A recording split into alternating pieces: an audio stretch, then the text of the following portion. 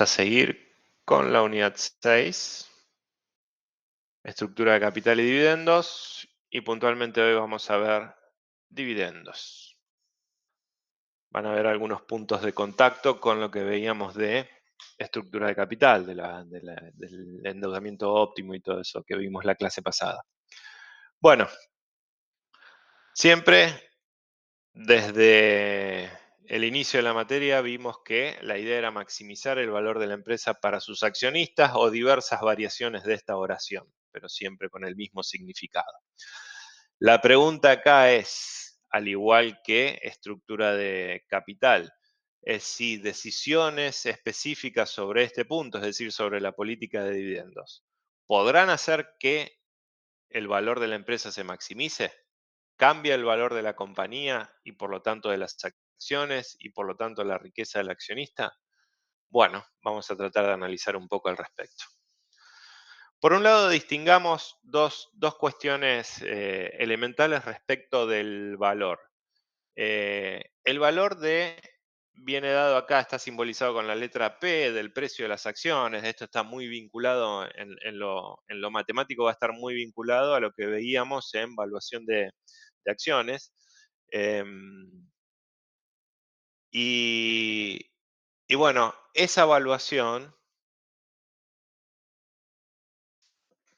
se puede distinguir en dos conceptos, dos distintos tipos de utilidad que conforman el valor. Digamos, el accionista, el que compra, el inversor que compra una acción, puede ver incrementada su riqueza o puede ver manifestada su riqueza a través de dos cuestiones, o el dividendo, es decir, el efectivo que perciba periódicamente de parte de la empresa, y la otra, la denominada ganancia de capital, que es un concepto que vimos en algún momento también en la materia, que no es otra cosa que lo que en contabilidad se denomina el resultado por tenencia, es decir, cuánto aumenta el precio, cuánto aumenta el valor de esa acción, de ese título, independientemente que yo lo liquide o lo realice o lo haga efectivo vendiéndolo o no, sino manteniéndolo. Si yo mantengo en cartera esa acción, ¿cuánto va valiendo a lo largo del tiempo?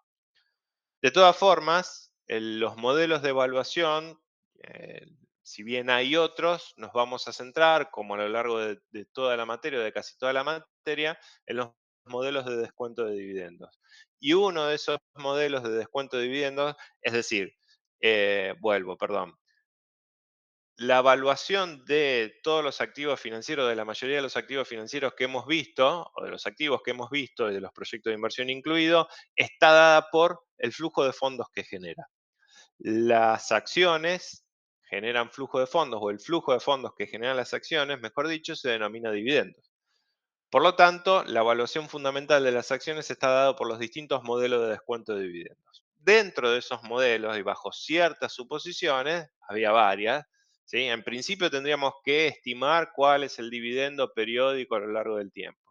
Después podemos suponer que ese dividendo crece de a tramos, no sé, tengo una determinada estimación para un lapso, para un primer periodo, después digo, bueno, pero a partir del año 6, supongamos hasta el año 5, pero a partir del año 6 aumenta tanto y hasta el año 10 y después supongo que es perpetuo. Bueno, todas las variantes que vimos, el crecimiento en etapas o en fases y demás cuestiones, nos vamos a quedar como muestra, no significa que no se den los otros, pero nos vamos a quedar como muestra en el modelo de crecimiento perpetuo a tasa G. ¿Sí? Esto quiere decir que el dividendo tiene una tasa constante de crecimiento y se supone que eso es una perpetuidad, se supone que esa condición se da perpetuamente. En ese modelo, en ese contexto, modelo llamado de Gordon o de Gordon y Littner, eh, la fórmula matemática terminaba siendo el dividendo dividido la tasa de capitalización, la tasa requerida para el riesgo de esa acción, menos la tasa de crecimiento del dividendo. Y el dividendo podríamos expresarlo como el complemento del coeficiente de retención. Recuerde que esta B era el coeficiente de retención, por lo tanto 1 menos B es el complemento o es el coeficiente de distribución aplicado a la utilidad del ejercicio. Esto es, si tengo un coeficiente de retención del 40%, B es el 40% y eso es lo que queda en la empresa y por lo tanto uno menos el 40%, es decir, el 60% de la utilidad del ejercicio, se distribuye en forma de dividendos. Ese es el numerador de la fórmula. Y en el denominador teníamos, aparte de la tasa de rendimiento requerida, la tasa de crecimiento que, como lo que hablábamos en los primeros minutos, o uno de los modelos que hablamos del decrecimiento de venta en realidad, pero otro de los modelos de planificación es el de crecimiento sostenido, y el de crecimiento sostenido para la tasa de crecimiento tiene esta expresión: coeficiente de retención, esta misma B que está acá, multiplicada por el ROE, por la tasa de rentabilidad del patrimonio neto. Bueno, si reemplazo estos componentes, me queda la expresión dada de esta manera. El tema es el siguiente. La política de dividendos va a estar dada como complemento. En definitiva, este coeficiente B define la política de dividendos o su complementario, no importa. Ahora, podríamos decir entonces que para maximizar el valor de la acción y por lo tanto maximizar la riqueza del accionista, esta B tendría que ser grande o chica.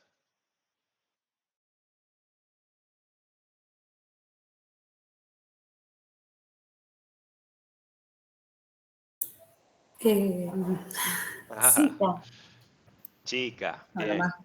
Lo más chica posible. Tendría que retener lo menos posible, ¿sí? Reteniendo lo menos posible, como esto es negativo, distribuyo lo máximo posible, ahí maximizo el numerador. Es decir, aumento el flujo, reduciendo la tasa de retención, ¿sí? Al mínimo posible, cero eventualmente, maximizo el flujo, no retengo nada, distribuyo todo. Un segundo.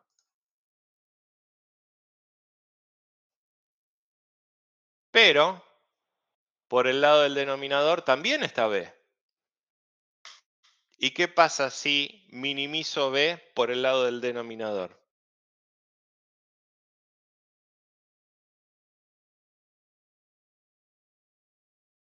También lo minimizo en el denominador. También lo minimizo, por lo tanto tengo dos efectos contradictorios, ¿sí? O sea, la política de dividendos no tiene una clara, por lo menos en esta fórmula, no me dice claramente qué tengo que hacer con la política de dividendos. El coeficiente me juega contradictoriamente en el numerador y en el denominador de la fórmula, ¿sí? Esta diapositiva está simplemente para expresar esa idea. Bueno, por lo tanto vamos a abocarnos a las distintas formas por las que la doctrina encara el estudio de este tema. Vamos a distinguir tres posiciones, similar a lo que veíamos en la estructura de capital. Tenemos por un lado la posición activa que nos dice que las empresas deben establecer, ¿sí? Son cuestiones que tratan de ser normativas, que apuntan a qué le conviene a las empresas. Los autores que se inscriben, llamémosle, dentro de la tesis esta activa, suponen que la política de dividendos tiene efectos sobre el valor de la compañía. Por el otro lado está la posición pasiva o residual, que nos dice que el pago de dividendos depende de la posibilidad de las posibilidades de inversión que tenga la empresa. Esto si nos remontamos a la unidad 1, donde veíamos las decisiones financieras básicas, dentro de las decisiones financieras básicas teníamos las decisiones de inversión, es decir, el presupuesto de capital, los proyectos, qué tengo que hacer, qué me conviene, qué proyectos merecen ser llevados adelante y cuáles no. Esas serían las decisiones de inversión. Las decisiones de financiamiento con la estructura de capital que veíamos la clase pasada y sus distintas posiciones, y después la política de dividendos que para algunos autores, seguramente hicimos la aclaración en aquella clase, para algunos autores es un desprendimiento de la política de financiación. Es decir, eh, los dividendos no son una decisión autónoma, ¿sí? No tengo tres decisiones básicas, sino solamente dos, inversión y financiación, y dentro de la de financiación estaría lo que es la política de dividendos. Bueno, esos autores, visto desde las distintas tesis o posiciones de la política de dividendos, serían los que suponen que esto debe ser una política residual, los que suponen que esto es una política residual. Es decir, que primero me fijo en qué tengo para invertir, qué necesidades de financiación tengo a partir de las decisiones de inversión, cuáles son los proyectos viables y por lo tanto cuáles son los proyectos que tengo que financiar. Después me fijo qué mezcla de capitales quiero. Dentro de esa mezcla de capitales voy a tener una parte de capital propio, una parte de capital de terceros. Y por la parte de capital propio, entonces veo si tengo para financiarlo con utilidades retenidas o reteniendo utilidades, y si me sobra, recién ahí digo, bueno, listo, entonces lo que me sobra de acá distribuyo. Fíjense que es residual de una decisión que está supeditada a la primera, ¿sí? La primera es la de inversión. Dada la de inversión y conocida o establecida la de financiación, tengo que ver qué mezcla y dentro de esa mezcla cuánto le corresponde al capital propio, y ahí me fijo si lo que tengo me alcanza para financiar la porción de capital propio de la política de financiación, y lo que me sobre de ahí será destinado a dividendos. Y si no me sobra, no me sobra. No hay dividendos, quiero decir, cuando no me sobra. ¿Sí? Desde ese punto de vista, claramente entonces, el dividendo es una política residual. Y después vienen, al igual que en la estructura de capital, Modigliani y Miller a decirnos, no importa, hagan lo que quieran que da lo mismo. ¿Sí? Esa es la posición de la irrelevancia, muy similar, reitero una vez más, a lo que veíamos de estos autores en estructura de capital. ¿Estamos bien? Sí, Sí, profe. profe. Bien. Bueno, empecemos un poco con la irrelevancia, o me anticipé un poco, yo me explayé bastante cuando veíamos ahí, que era por ahí para introducirlo nada más porque venía acá. Pero bueno, em, ¿qué supone la irrelevancia? Perdón, no, me confundí eh, con residual. Irrelevancia, vamos al último punto, vamos a Modigliani y Miller. Disculpen. Irrelevancia. Tenemos, al igual que en estructura de capital, distintos supuestos, algunos supuestos los mismos, básicamente los mismos supuestos, ese mundo de Modigliani Miller de funcionamiento perfecto sin fricciones de los mercados. Dice que los mercados son eficientes, es decir, todos tienen la misma información sin costo. Ningún inversor es suficientemente grande para afectar el precio de los bienes que se transan, no hay costo de transacciones, y son instantáneas. La política de inversión de la empresa se mantiene constante, es decir, está dado ese conjunto de proyectos de inversión, ya está dado. No hay impuestos, también como la primera versión, la del 58 que veíamos para estructura de capital. Los inversores actúan de forma racional. eh, un punto más que no está detallado acá, pero también se necesita, es la posibilidad de fraccionar los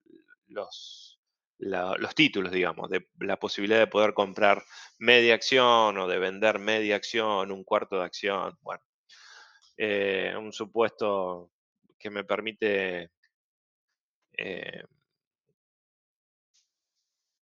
ajustar, digamos, las operaciones de arbitraje, las necesito ajustar a un importe exacto, entonces muchas veces necesito recurrir a ese supuesto.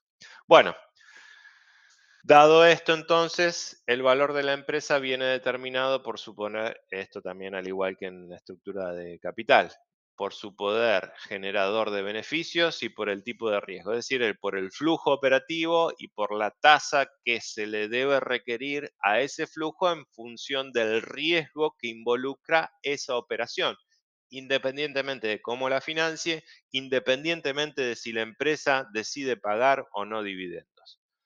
Eh, si la empresa paga dividendos, debería emitir acciones nuevas, es decir, complementa, yo les dije en la posición, ahora sí, en la posición residual, les dije, vemos qué nos queda y si queda algo, repartimos. Modigliani y Miller dicen, no importa, repartí igual aunque lo necesites, total vos después como empresa podés salir al mercado a emitir nuevas acciones. Estás haciendo dos movimientos en principio contradictorios porque le estás dando plata a los accionistas vía dividendos y después juntando plata de los accionistas a través de la emisión de acciones. El tema es que estás, según ellos, y en este mundo, no es que según ellos, demostrado en este contexto, estás adaptando las necesidades de cada uno, porque no necesariamente los accionistas a los que les pagas dividendos son los mismos accionistas que después entran. Entonces, en definitiva, permite que cada uno haga con su plata lo que quiera, con su dinero o con su riqueza lo que quiera. Un cambio, dice acá, de política de dividendos implica únicamente un cambio en la distribución total de rendimiento entre dividendo y ganancia de capital. Bueno, este concepto que mencioné al inicio cuando mostrábamos la fórmula, lo vamos a ver en algún ejemplo. Digamos, con movimientos en la política de dividendos, lo único que vamos a estar haciendo es que la riqueza del accionista en un caso esté compuesta el 80% por el valor de las acciones y el 20% por el valor del efectivo del dividendo que recibe. Y si hay un dividendo adicional o un cambio en la política de dividendos, a lo mejor esa composición cambia a 70-30 o 50-50, pero el valor total de la riqueza del accionista no cambia. ¿Sí? De nuevo, la cuestión de la torta o la pizza y que no importa cómo la corte, el tamaño es siempre el mismo.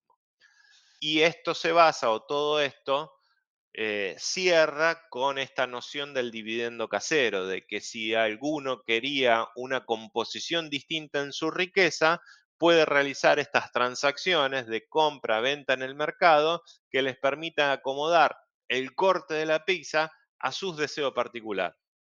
En función, retomo la idea, o repito la idea, pongo un ejemplo medio en el aire, pero bueno, el accionista recibe de parte de la empresa un determinado dividendo que hace que su medición de riqueza en ese momento, al momento instantáneamente posterior a la percepción, a la cobranza del dividendo, sea 70% por el valor de su acción y el 30% por el efectivo.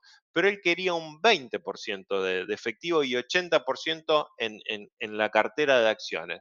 Bueno, lo que hace es destinar una partecita de lo que cobra de dividendo en efectivos para ir al mercado a comprar acciones y por lo tanto acomoda la composición de su riqueza entre efectivo, entre líquido y acciones a sus gustos. ¿Sí?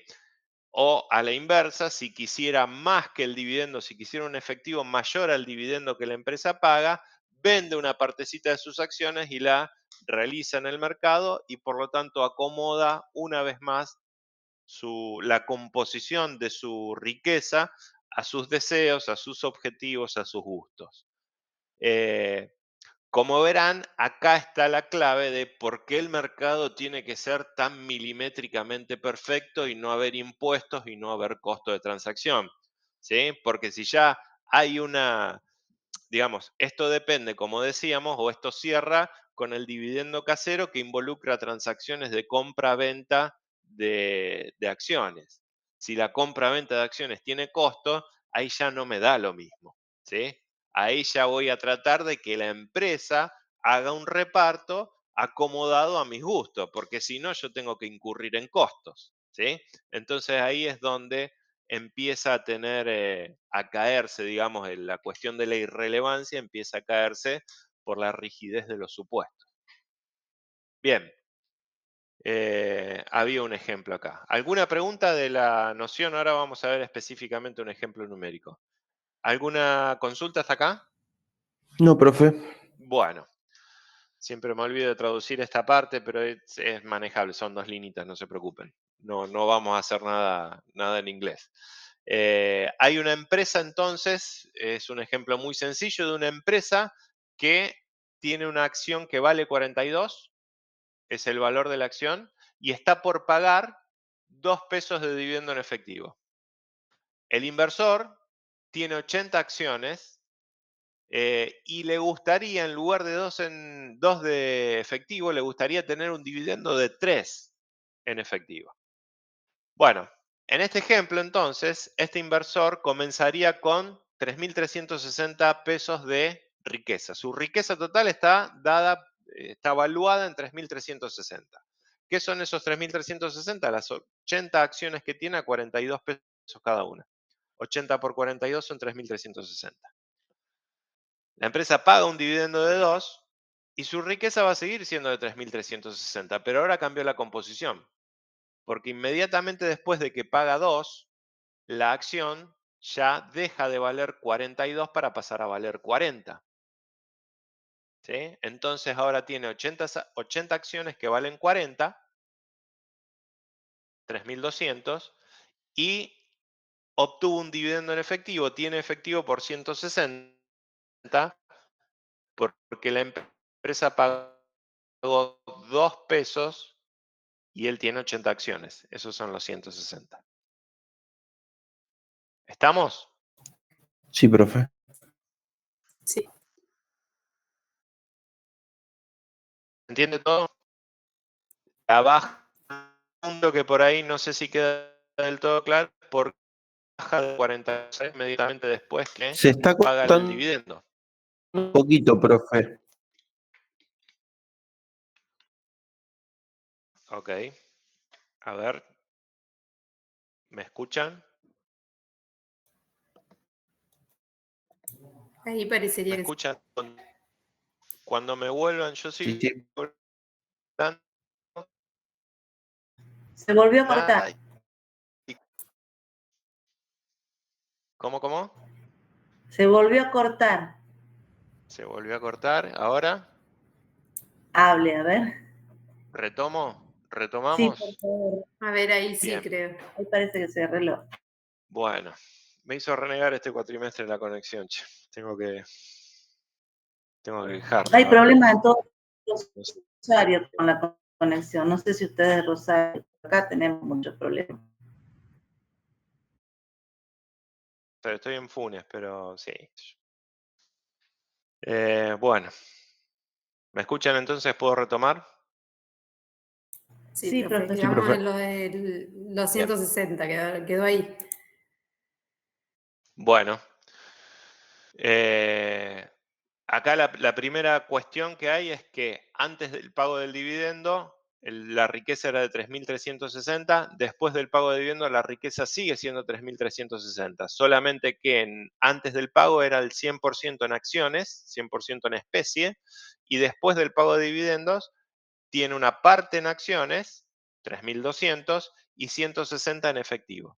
Los 160, repito por las dudas, son 2 pesos de dividendo por cada acción que paga la compañía, y él tiene 80 acciones, 2 por 80 son los 160.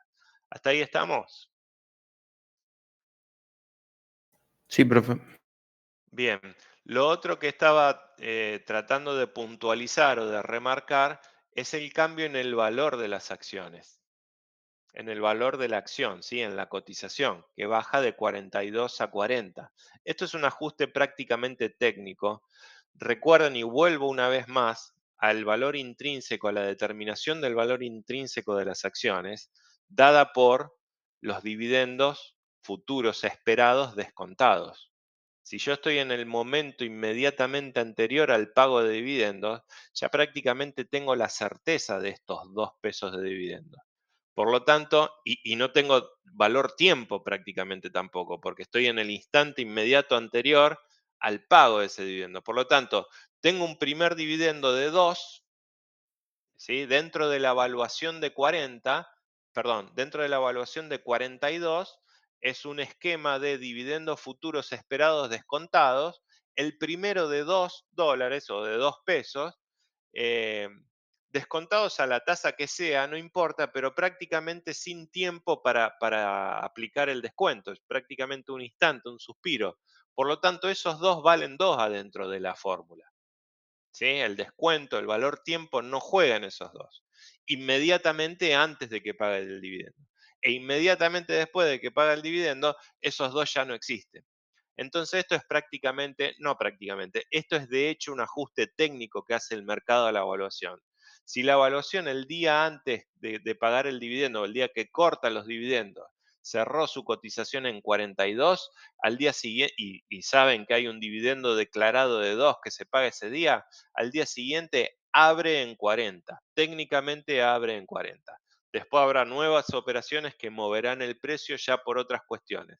Pero esto es un ajuste técnico dado por el dividendo, ¿sí? Por lo tanto, esto es exactamente así, más allá de los movimientos que pueda haber una vez que empiece realmente a operar, ¿no? Pero este ajuste técnico se da en la realidad. Bueno, no ha cambiado entonces por un dividendo de 2, no ha cambiado la riqueza del accionista. Y si el dividendo hubiera sido de 3, fíjense que tampoco cambiaría la riqueza total del accionista, ¿sí? Acá hay que cambiar el supuesto, ya la empresa no está por pagar un dividendo de 2, sino está por pagar un dividendo de 3, tal como desea este Bob.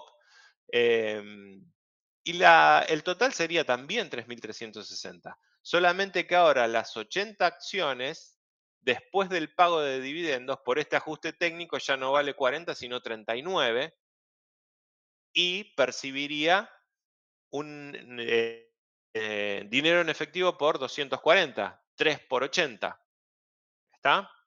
Por lo tanto, la sumatoria total seguiría siendo la misma, ¿sí? Argumentos a favor de la irrelevancia son estas cuestiones. Que pague lo que pague, el precio se acomoda de modo tal que la sumatoria siga siendo en todos los casos 3.360. ¿Estamos? Y más aún, si la empresa pagara de todas formas un dividendo de 2 pesos, ¿cómo podría acomodarlo él? Bueno, su deseo sería este, ¿sí? Este es el hipotético que él desea. Tener un dividendo en efectivo de 240, no tener que hacer nada y mantener las 80 acciones a un precio, a un valor de 39, por lo tanto, 3.120 en valor de las acciones, 240 en efectivo, son los 3.360 que veíamos de total acá. Bueno, si la empresa no paga, ¿cómo se arma este esquema de dividendo casero? Bueno, la empresa paga 2, ¿sí? No es que no paga, la empresa paga 2 en lugar de 3. Por lo tanto, recibiría 160. Bueno, tendría que vender acciones que valen, después del pago de dividendos, valen 40 cada una. Por lo tanto, vendería 2 acciones y obtendría 80 pesos de la venta de esas 2 acciones. Por lo tanto, se armó este dividendo casero tal como él lo deseaba. Lo llevó, si bien la empresa declaró de 2 pesos por acción y por lo tanto él cobró 160, vendió 2 acciones, adicionalmente a ese cobro de dividendos, vendió 2 acciones que le permitió hacerse de 80 más y por lo tanto igualó lo que él hubiera deseado de dividendo de la empresa. ¿Y cómo le queda compuesta la porción en especie de su riqueza? Le quedarían le quedarían 78, ya no tiene 80, sino que vendió 2, ya no tiene 80, sino que vendió 2 y por lo tanto le quedan 78 a 40, porque la empresa declaró 2 de pesos de dividendo por acción. ¿Y saben cuánto es 40 por 78? Casualmente, 3.120. ¿Sí? Por lo tanto, puede replicar con sus operaciones de venta, o en su caso si fuera la inversa, es decir, si la empresa distribuyera más de lo que él desea comprando, puede replicar el perfil y la composición de la riqueza deseada por operaciones de mercado. ¿Estamos? Sí, profe. ¿Alguna pregunta? Que en la práctica, cuando empiezan a jugar las comisiones y demás, ya Claro, claro. se cae el modelo ese de irrelevancia. Se cae. Y acá está hecho el ejemplo justito con los números para que queden 40, para que vendiendo 2 me haga 80 y me cierre, si no tiene que empezar a jugar esto de la divisibilidad que les hablaba antes y tiene que vender un tercio de acción, por decir cualquier cosa. Cosa que tampoco se puede dar en la práctica, sin contar el impuesto y sin contar el efecto que realmente pueda tener. Este ajuste técnico les dije que existe, pero también el tema, el kit de la cuestión, es qué pasa realmente con las operaciones de mercado.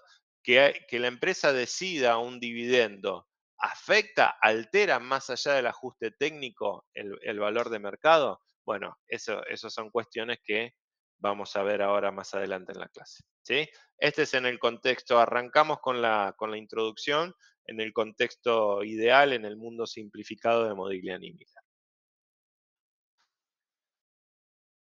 En general, entonces, vemos, o en la práctica, muchas empresas utilizan esto de la posición pasivo-residual, donde los pagos de dividendos solo existirán pagos de dividendos si los beneficios no tienen un destino en la financiación de proyectos de inversión, ¿no?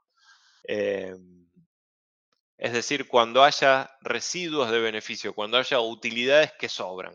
Eso es lo de la posición residual. Cuando sobran utilidades, después de que afronto los proyectos de inversión, ahí distribuyo dividendos.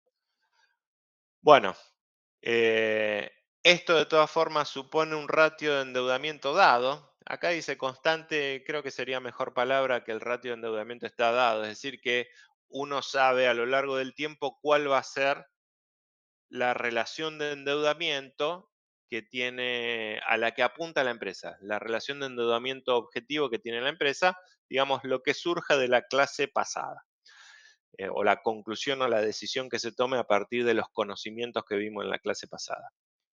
Eh, Supone también que hay proyectos, que hay un menú de proyectos de inversión con valor actual neto positivo, es decir, que ya tiene decidido en qué va a invertir la empresa.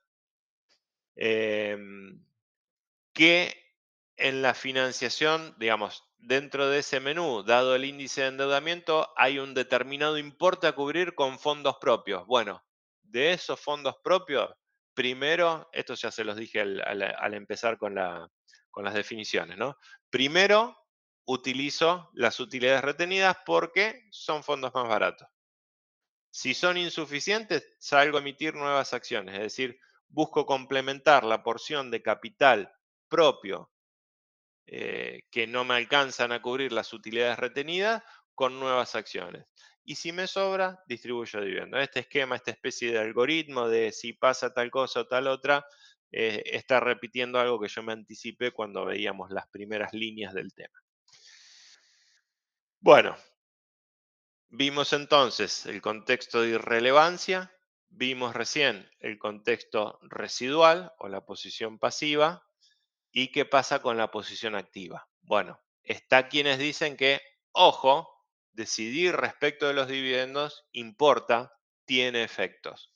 ¿Quiénes son estos o qué tipo de posiciones hay?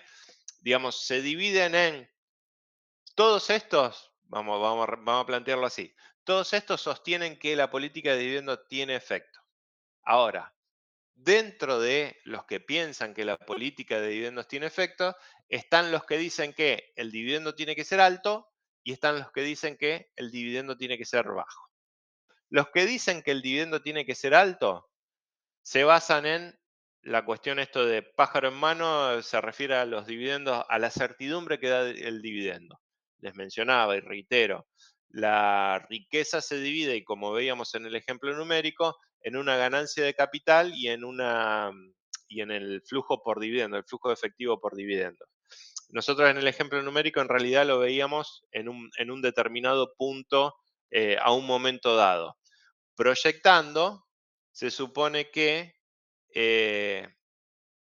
cuanto mayor es la tasa de retención, yo si bien pago menos en cuanto al dividendo en efectivo que pongo a disposición del accionista, yo retengo para financiar proyectos que aumentan más el valor de la acción. Digamos, esto supone que el valor de la riqueza no cambia, cambia la composición entre el efectivo y la ganancia de capital.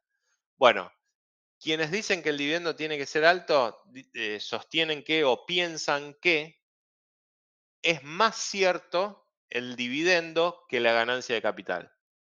Por lo tanto, las empresas que pagan más dividendo deberían tener una tasa de capitalización, una tasa de rendimiento requerida más baja. La K sub B deberían bajar. Dentro de esto están Gordon y Lindner. ¿Está? También se sostiene que la información es asimétrica, es decir, uno de los supuestos que veíamos en Modigliani y Miller eran que todos tienen la misma información sin costo. Bueno, acá rompemos ese otro supuesto que acabo de mencionar y decir, no, el que está dentro de la empresa generalmente tiene mejor información que el que está fuera de la empresa. Por lo tanto, si la empresa está decidiendo aumentar los dividendos desde adentro de la empresa, es porque prevén, con mejor información que la que tengo yo, prevén que el futuro es bueno, ¿sí? Que va a haber utilidades futuras, que los proyectos en los que está invirtiendo son buenos, van a generar buenas utilidades y por lo tanto eh, aumenta, digamos, es un señalamiento, una señal de que la perspectiva es buena y por lo tanto un dividendo alto o la modificación al alza de un dividendo tiene un impacto positivo en el valor de las acciones. Eh, otra forma en la que es mejor tener un dividendo alto es esto de la reducción de los costos de agencia. A lo largo de la materia, en 2 o 3 temas puntuales ha aparecido esto de los costos de agencia, ¿no? De que los representantes, de que los administradores realmente representen los intereses de los accionistas. Bueno, si la empresa distribuye más dividendos, eh, trabaja con un presupuesto, con fondos más acotados y eso disciplina a la gerencia, ¿sí? Tiene menos, como dice acá, tiene menos efectivo para malgastar, ¿sí? Tiene menos margen y por lo tanto las decisiones tienen que ser bajo un análisis más riguroso, ¿sí? Eso es la reducción del costo de agencia que veíamos recién. Y después otro punto importante es el de las finanzas personales. Eh, es decir, la posición que tienen los individuos respecto de qué quieren de la empresa. Y acá, si bien obviamente cada caso es un mundo aparte, en general puede decirse que las personas mayores, esto de mayores se refiere a los de mayor edad, prefieren dividendos más altos. Esto está bajo este esquema de pensamiento. La persona obtiene mayores utilidades, no mayores utilidades, mayores ingresos de su trabajo personal o de las inversiones que realiza durante su etapa activa.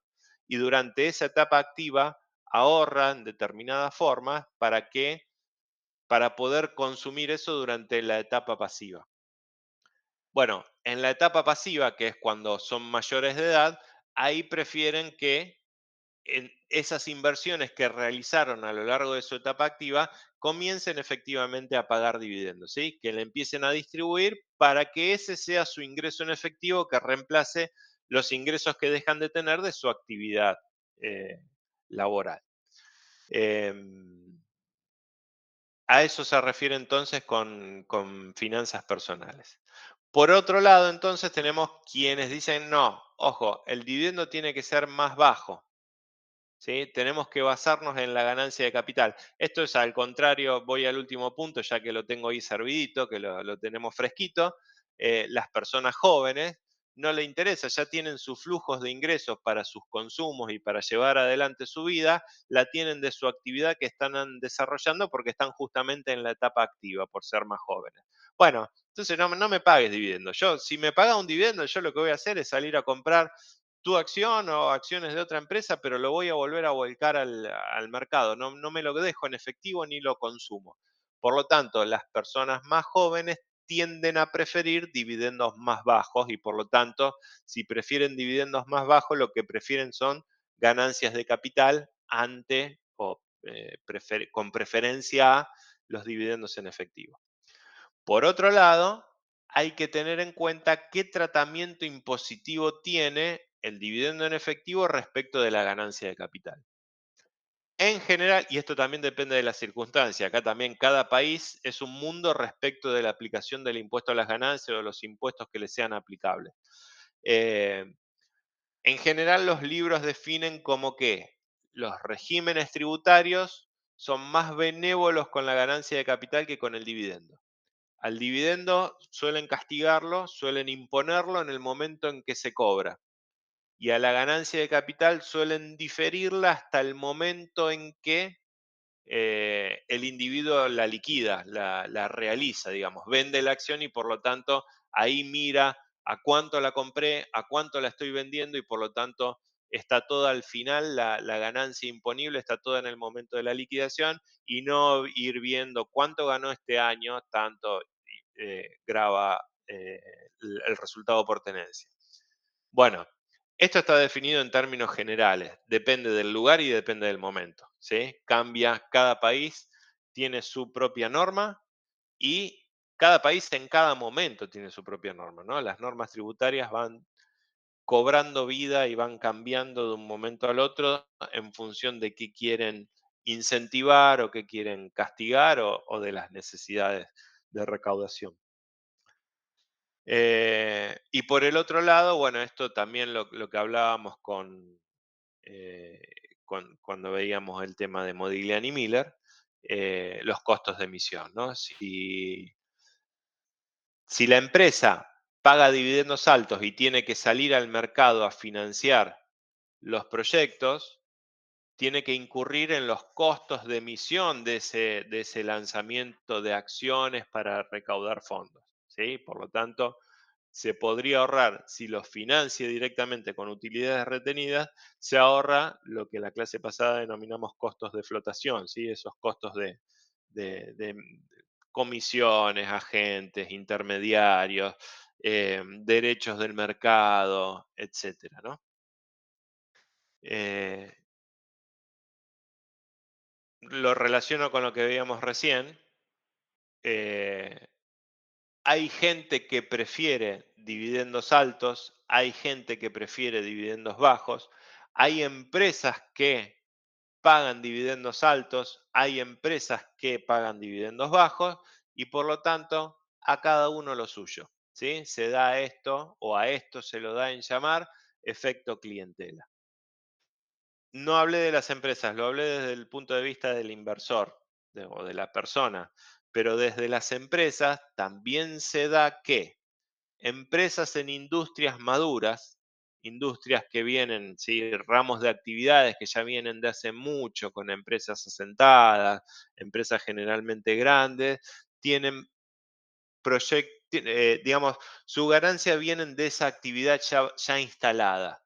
Por lo tanto, las oportunidades de crecimiento son pocas. Por lo tanto, suelen tener su ganancia relativamente grande, la distribuyen en forma de dividendos y no acumulan para proyectos de inversión porque no tienen en esa actividad oportunidades de crecimiento. Y por el otro lado, las empresas en actividades crecientes o en actividades nuevas, actividades recientes, todo lo que tenga que ver con la tecnología es el ejemplo que se suele citar, en general no pagan dividendos, ¿sí?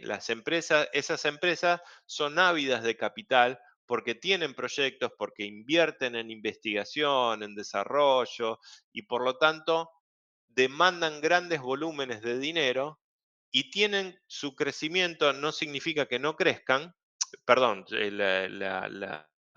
el hecho de no pagar dividendos no significa que la acción no tenga valor, por el contrario, todo su crecimiento está capturado a través de la ganancia de capital, ¿sí? Bueno, dado que hay empresas con una y otra característica y hay individuos con una y otra característica, se da este efecto clientela, eh, donde cada uno entrará en lo suyo. Las personas jóvenes, yendo a los ejemplos muy estereotipados, pero bueno, sirven para ilustrarlo, las personas jóvenes adquirirán acciones de Apple o no sé, de Amazon, todas esas, que pagan poco dividendo, pero invierten y tienen un crecimiento a partir de las oportunidades de inversión que tienen. Y las personas más grandes invertirán en, no sé, empresas de servicios, empresas más de servicios públicos, me refiero, no sé, clásicos de la industria como, no sé, la siderúrgica, todo lo que es el grupo Techint, podría ser todo, todo eso tiene menos oportunidades o menos demanda en proyectos nuevos y por lo tanto suelen repartir el tema de dividendos. ¿Estamos bien hasta acá? Sí, profe. Sí, Ok. Bueno, un poquito más respecto del señalamiento, de esto de qué señal da la empresa al mercado ante un dividendo. Primera cuestión, más que el dividendo en sí, el tema son los cambios en la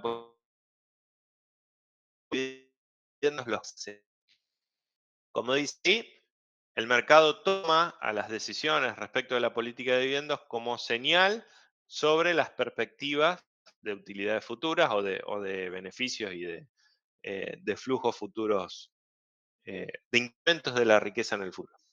Un aumento de dividendos es considerado una buena noticia, por lo tanto, aumenta el precio, aumenta el valor de las acciones. El dividendo es así como una noticia y baja el valor de la acción. Esto es lo que veíamos antes. Si el que está dentro está aumentando, se vienen buenos tiempos. Si el que está dentro está disminuyendo el dividendo, hay que afrontar una tormenta. Están viendo una tormenta por delante.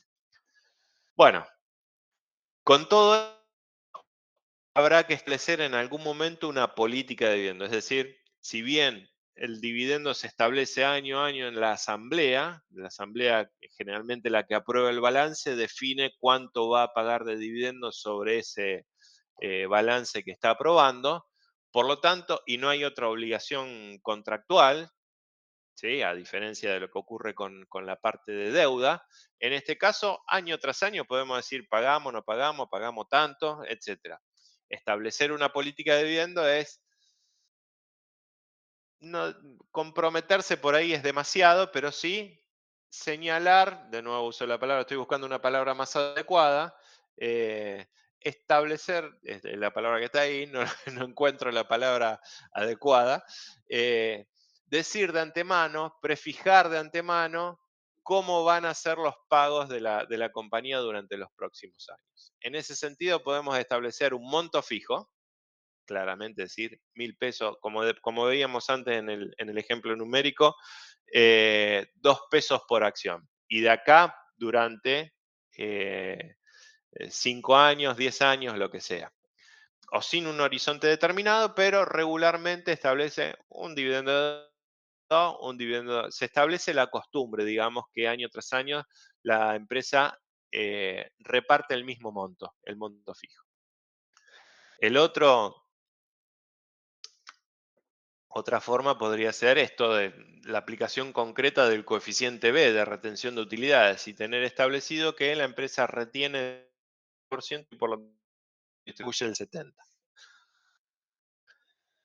Ahora, el problema con estos dos montos están en comprometerse a un monto fijo cuando no sé si voy a disponer de las utilidades y de los flujos del dinero para poder satisfacer ese monto fijo. Y por el otro lado, establecerlo como un porcentaje de la utilidad fluctúa y por lo tanto va a ser un serrucho según la utilidad que viene, la utilidad que se determine año tras año. Por lo tanto, una posible alternativa que da lugar a otro tipo de política es establecer un dividendo ordinario bajo que nos permita, digamos, asegurarnos, tener relativa confianza de que podemos cumplir con ese monto básico, monto mínimo, monto ordinario. Y si hay excedentes, si un año tenemos buenas utilidades, si el dinero que se juntó en la tesorería alcanza, bueno, ese año establezcamos y distribuimos un dividendo extraordinario, un dividendo adicional. Es otra forma entonces de establecer la política. Y acá mencionamos también la otra, la TRU, que veíamos como dentro de las metodologías de evaluación de proyectos de inversión. Bueno, la TRU en realidad no es un rendimiento, pero sí me dice un monto fijo, ¿sí? En definitiva, la true es un monto fijo que puedo detraer año tras año. ¿Se acuerdan cómo era la true? Era un porcentaje que calculábamos sobre la inversión inicial, ¿sí? Y por lo tanto, ahí teníamos el monto fijo que año tras año sí íbamos a detraer de los fondos para cumplir determinadas condiciones. Bueno, ese es un poco el panorama de las distintas formas, pero en la práctica un poco se complica. Acá está un gráfico tomado de un libro. ¿Qué pasa si establezco un porcentaje? Esto cuando está establecido como porcentaje de la utilidad. Si tengo, está a la mitad.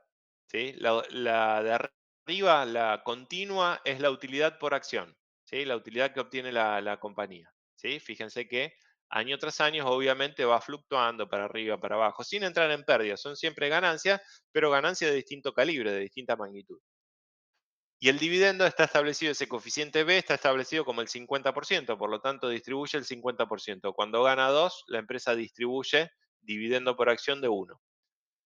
Obviamente, la volatilidad de la utilidad se refleja también en la volatilidad del dividendo, cosa que no sé si es tan saludable para los accionistas.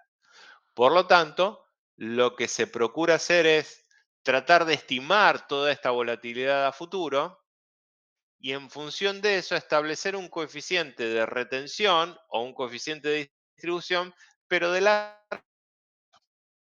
yo no es que año tras año distribuyo el 50%, pero calculo más o menos, voy calculando por distintos periodos proyectados cuánto es el total que puedo llegar a acumular y por lo tanto voy distribuyendo, voy teniendo algún fondo que me permita cubrir cuando las utilidades no fueron suficientes, pero yo del año anterior tengo que mantuve un fondo de reserva para poder satisfacer ese dividendo, de modo de poder cumplir con una mayor estabilidad en cuanto al pago de dividendos. Cuando sí veo que la perspectiva es mejor, ahí pego un salto.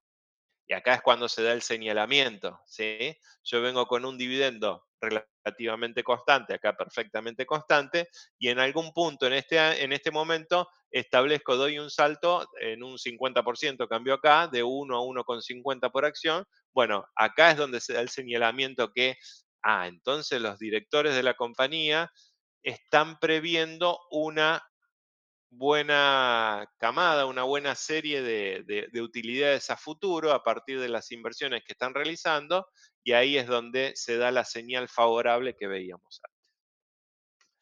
¿Está bien hasta acá? ¿Alguna pregunta? Todo bien, profe. Bueno. Una cuestión de técnica respecto de la fecha. Un poco lo hablábamos cuando veíamos el ejemplo, que cae, no cae. Hay algo, hay un poquito de lenguaje, esto de la fecha ex dividendo.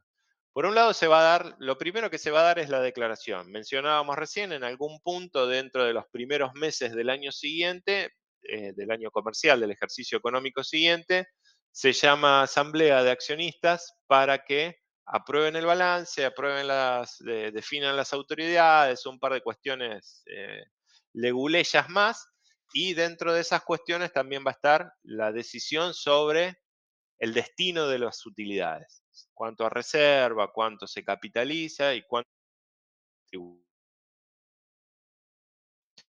Esa declaración no tiene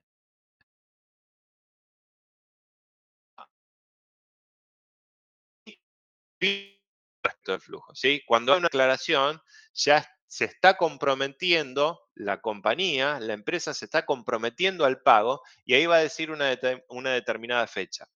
Es decir, más allá de que siempre se mantiene el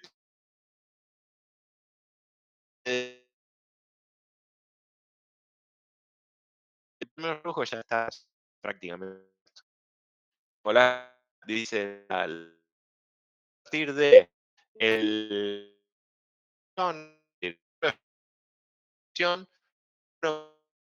pesos por ya tiene una temporalidad que es el 4 de febrero creo que dije, y por lo tanto lo descuento lo que corresponda a partir de esa fecha. Los otros, o de ahí en adelante, tendrán su factor de corrección o su estimación, digamos, respecto de la certidumbre con la que se va a dar. Pero ese primer flujo lo podría tomar como casi cierto. Bueno, la declaración estableció una fecha, por lo tanto, va a haber una fecha que se denomina ex dividendo. ¿A partir de qué momento se da ese corte? Y ese corte se da en función de la operatoria de los mercados. Estamos hablando siempre de cotizaciones, ¿no? De empresas que cotizan en la bolsa. Y las empresas que cotizan, cuando uno compra o vende acciones en el mercado, realiza la operación hoy, concierta, la palabra técnica que se utiliza ahí es concierta, se pone de acuerdo con la contraparte hoy, pero la liquidación se va a dar a 24 horas, ¿sí? Por lo tanto, la fecha ex dividendo va a ser un día antes que el momento que declaró la asamblea, ¿sí? ¿Por qué? Porque en ese momento se fijan, bueno, ¿quiénes son los accionistas? ¿Sí? A este momento. ¿Quiénes son los accionistas hoy de la empresa? Hay que fijarse quiénes son los accionistas, porque son los que van a cobrar ese dividendo. Bueno, las operaciones que se realizaron ese día no van a entrar al libro de accionistas de ese día. ¿Está? Por lo tanto, las operaciones que se realizan en este momento en ese momento ya se van a realizar sobre una acción que ya no tiene el dividendo. ¿Sí? Yo cuando estoy transando, acá me pierdo un poco con el esquema gráfico, pero si estoy, vamos a suponer que la empresa decidió que va a pagar el dividendo mañana. ¿Sí? Por lo tanto, si yo hago una compra, si yo compro hoy la acción de esta empresa, no voy a cobrar mañana, porque mañana recién entro en el libro de accionistas como dueño de esa empresa. ¿Está? Por lo tanto, si yo voy a comprar hoy, tengo que tener en cuenta que no voy a comprar ese dividendo. ¿Sí? Esa es la fecha de corte, esa es la fecha ex dividendo que menciona ahí. ¿Está? Sí, profe. ¿Me dejé entender? ¿Todos? ¿Sí? Bueno. Sí, sí.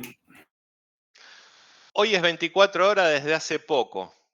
No sé si alguien opera fondos comunes de inversión, aunque sea. No digo operar en la bolsa con acciones, pero eh, si operan fondos comunes de inversión sobre ciertos valores, en el primer semestre de este año, no me acuerdo bien cuándo, hubo un cambio que pasó la liquidación normal de 48 a 24.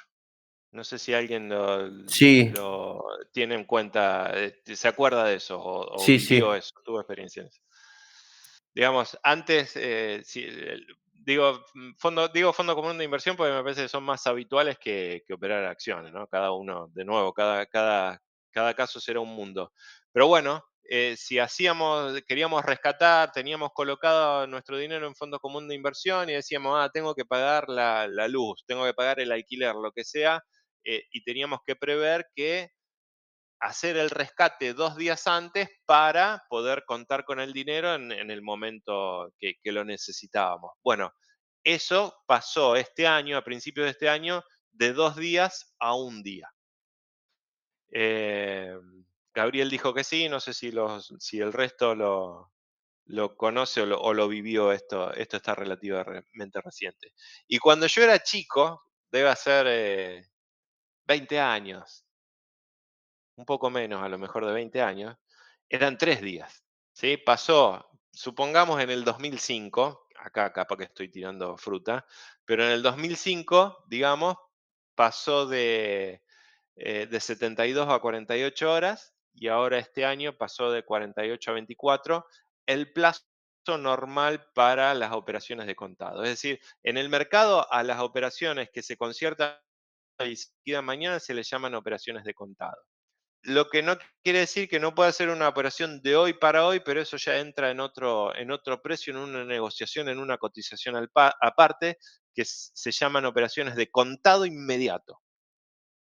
Entonces, hoy hay operaciones de contado inmediato que son en el mismo día y operaciones de contado normales que son de un día para el otro con 24 horas.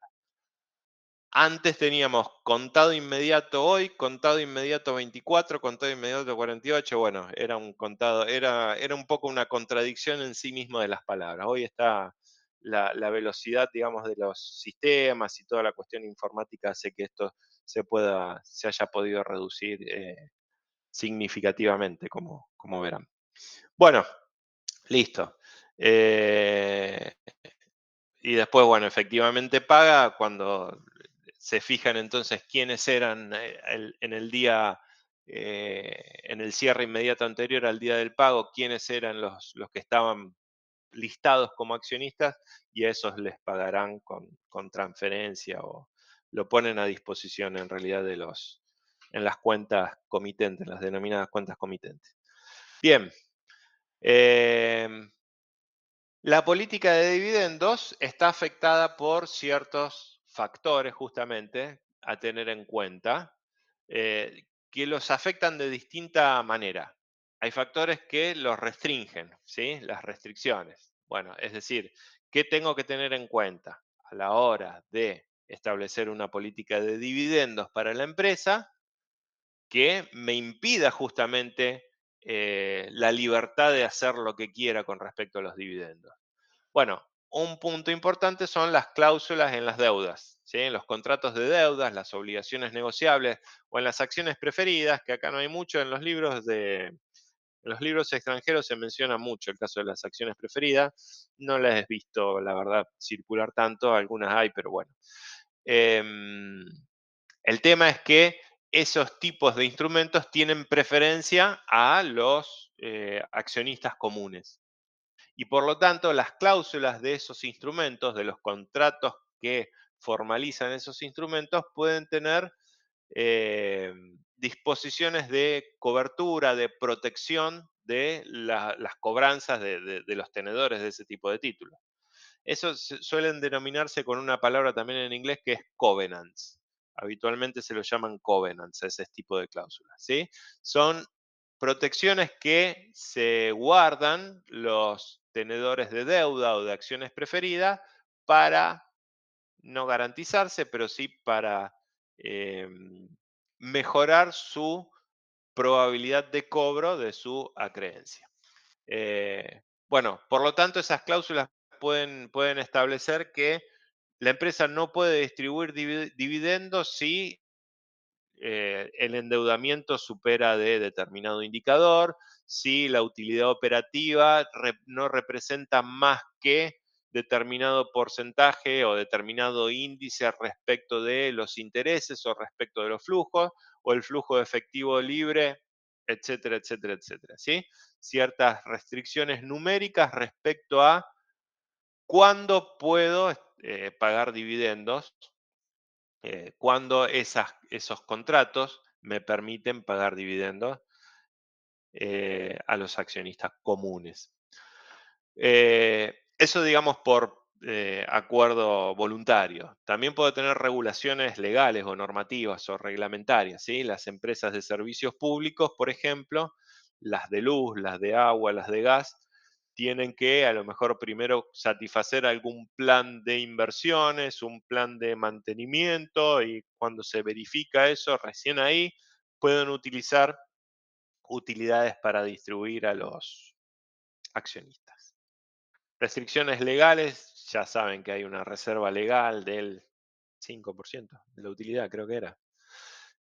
Bueno, lo que sea que diga la ley de sociedades, que no se puede distribuir de la utilidad del ejercicio, sino que tiene que quedar dentro del patrimonio neto como una reserva, la reserva legal. Y también pueden los socios en el momento de la constitución o establecer en el estatuto una determinada reserva, es decir, no distribuir del mismo modo que la legal, pero por voluntad propia de los fundadores o de los que accionistas en determinado momento que imponen esa esa pauta, digamos, de antes de distribuir, guardar en una determinada reserva, que puede ser general o puede ser con algún fin específico, guardar una determinada reserva para afrontar crisis futuras, para un determinado proyecto de inversión, etc. Y después están las restricciones financieras. Por lo general, lo que tiene que haber ganancias acumuladas, no necesariamente el resultado del ejercicio, pero sí tiene que haber dentro de la composición, esto es más contabilidad que finanzas, pero dentro de la composición del patrimonio neto, tiene que haber resultados no asignados o ganancias acumuladas libres para permitir que la asamblea legalmente pueda decir, bueno, esto que está libre lo distribuyo. Es decir, esto que no es ni capital, ni reserva legal, ni reserva facultativa, ni reserva por evaluación de activo fijo, lo que sea de todas estas cuestiones contables técnicas. Bueno, esto que está libre lo distribuimos como dividendo en efectivo. Eso por un lado. Y por el otro, aún existiendo utilidades libres, aún existiendo resultados no asignados, ¿hay plata para distribuir?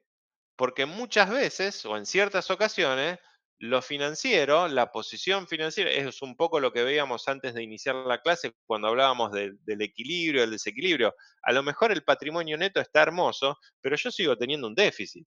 No tengo plata para poder distribuir. ¿Sí? No hay tesorería acumulada. Habrá resultados no asignados acumulados, pero no tesorería acumulada. Por lo tanto, no tengo de dónde sacar efectivo para distribuir en efectivo. ¿Está bien? Está bien, profe. Una consulta. Igualmente nosotros Dale. podemos distribuir, distribuir el dividendo posdatando el pago, Sí, asumiendo el sí. pasivo. Vos cuando la asamblea declara dividendos va a asumir un pasivo, sí, vas a bajar patrimonio neto contra un pasivo. Ujú. El tema, el pasivo ese después hay que levantarlo. Sí, sí, A eso me totalmente. refiero con esto, ¿no? Porque, ¿Está? a ver, ¿por qué lo planteo? Nosotros Dale. en un momento de superávit que Sí. tuvimos, igualmente dejamos, en un momento de déficit, dejamos dividendos impagos y los pagamos al año siguiente con el superávit. Ujú. Está bien. ¿Está? Lo Sí. armamos así. Sí. Bueno, pongámonos en un contexto, imaginemos la situación. El, el accionista está decidiendo una distribución que sabe que no va a cobrar en lo inmediato. ¿Sí? Desde ese Sí, punto de vista sí, pareciera sí. un poquito ilógica la situación, porque ¿para qué va a distribuir que sabe que no va a pagar? ¿Sí? Y no va a pagar porque justamente se da este choque entre lo contable, digamos, el patrimonio me permite declarar una distribución, pero lo financiero no me permite pagarla, la distribución. La distribución la podés declarar, sí, pero no la podés pagar. Entonces a lo mejor ni vale la pena declararlo si sabemos que no lo podemos pagar. Ah, ¿Está? sí, sí, sí. Era un ejercicio de laboratorio, era porque querían justamente generar un déficit o acentuarlo o lo que sea. Pero bueno, en un Pero en la contexto, práctica no sería. y sería ilógico que decidan declarar un dividendo que saben que no van a pagar. Ujú, A menos que estemos en un mundo, no digo el de Modigliani Miller, pero donde no te cueste, no sea tan oneroso esto de salir a emitir deuda o ujú. a emitir nuevas acciones. Y entonces vos lo declarás igual, total, la restricción financiera, vos tenés un mercado que te cubre. Y como decíamos al principio en la tesis de la irrelevancia, declararlo igual y cuando lo tengas que pagar, emitís deuda o emitís nuevas acciones. Entonces, por un lado le estás dando a los accionistas y por el otro lado estás cobrando de otros accionistas o incluso de los mismos accionistas a los que le diste plata. ¿Sí? Sí, Si ese pasamanos ese mecanismo está aceitado, es decir, no hay costos de transacción, no hay impuestos que peguen en uno y en otro, etcétera, etcétera, bueno, ahí podés declararlo. Pero en realidad, en general, vas a estar en un contexto donde hay costos de transacciones y más una transacción al mercado tiene costos importantes, ¿sí? Hay mucha gente metiendo mano, mucho agente, comisionista, intermediario, colocador y demás.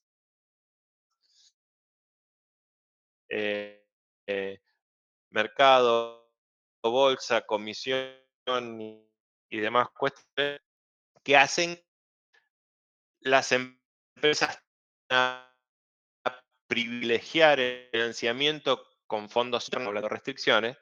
No sería lógico declararlo. No significa que sea ilegal o que sea imposible, pero no parece algo lógico cuando sabes que no lo vas a poder pagar en lo inmediato. Buenísimo. ¿Te contesté, Gabriel? Sí, sí, además como para tener en cuenta un poco esas salvedades al momento de explicar que fue un hecho forzado Sí, sí, sí, para sí. llevarlo a la práctica. Sí, sí. Bien. Bien. Lo que sí, lo que yo quiero remarcar acá, que no siempre tener resultados, tener la posibilidad de declarar dividendos no siempre implica justamente poder pagar esos dividendos. Ese es el punto a tener en cuenta. Eh, Después, si lo puedo financiar de alguna manera, bueno, lo declararé igual o no. También está esto que veíamos antes de esto, que está acá, ¿sí? A lo mejor yo fui juntando, puedo juntar una reserva especial para pago de dividendos, ¿sí? Más allá de lo contradictorio que pueda parecer, pero bueno, no declaro todo lo que puedo pagar en algún momento, pero lo voy guardando para en el futuro sí poder pagarlo a pesar de que lo que me dio ese año no me alcance, ¿sí? Yo cuento con la reserva que tenía antes. Bien, y acá es un poco más de esto que estamos hablando. Este es el caso de una empresa, bueno, es una empresa grande petrolera, esta ExxonMobil. Em, Fíjense, la línea verde que va por el medio son las ganancias por acción. Esta es la utilidad contable, el estado de resultado. ¿Sí? Si se quiere, el estado de resultado. Dividido la cantidad de acciones por unitario, pero el estado de resultado. La verde, la que va por el medio. La de arriba, la naranja, es el cash flow, el flujo de efectivo. No sé qué medición particular de flujo de efectivo será, el libre, debe ser el flujo de efectivo libre. Pero bueno, una medición del flujo de efectivo. La correlación es casi perfecta. Fíjense que los movimientos, cómo siguen uno al otro. Esta es una empresa estable, tradicional, en un mercado donde las innovaciones o las oportunidades de crecimiento, salvo cuando hay un evento grande, como pudo haber sido en su momento la posibilidad de producir con esta nueva técnica lo de vaca muerta. ¿Sí? Que es una técnica particular, se llama fracking. Es decir, no es un pozo que hacemos y que sale el petróleo con el bombeador ese tan típico, tan característico. Bueno, esa nueva tecnología se dio en algún momento, no sé cuánto, hace 15, 20 años, 25 años. eh, Eso sí pudo haber sido un punto disruptivo, pero en general la industria petrolera es una industria bastante tradicional, ¿no? Bueno, entonces el flujo de efectivo sigue prácticamente alineado eh, a la ganancia y por arriba, es decir, siempre tiene un margen. Y fíjense que a pesar de los vaivenes que tengan las utilidades y el flujo de efectivo, fíjese la suavidad de la distribución del dividendo por acción. ¿Sí? Parejito, parejito.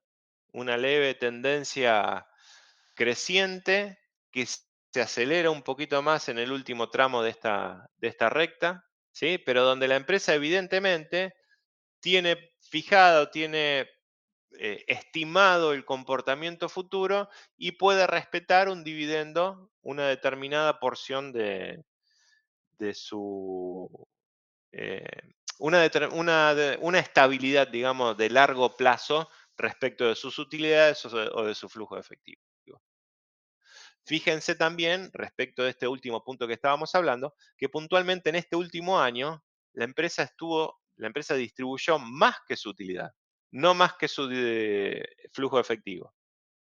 Es decir, lo que permite la distribución, más allá de tener la posibilidad, el patrimonio neto, los resultados no asignados me dan la posibilidad legal de declarar dividendos. Me abren la llave legal, pero también tengo que ver, me abren la puerta, son la llave a la puerta legal para poder declarar el dividendo. Pero también tengo que ver la puerta financiera, ver si tengo efectivo acumulado como para poder eh, pagar, para poder satisfacer ese dividendo. Y evidentemente en este caso de ExxonMobil, la acumulación de efectivo es más que suficiente para satisfacer ese pago. ¿Está?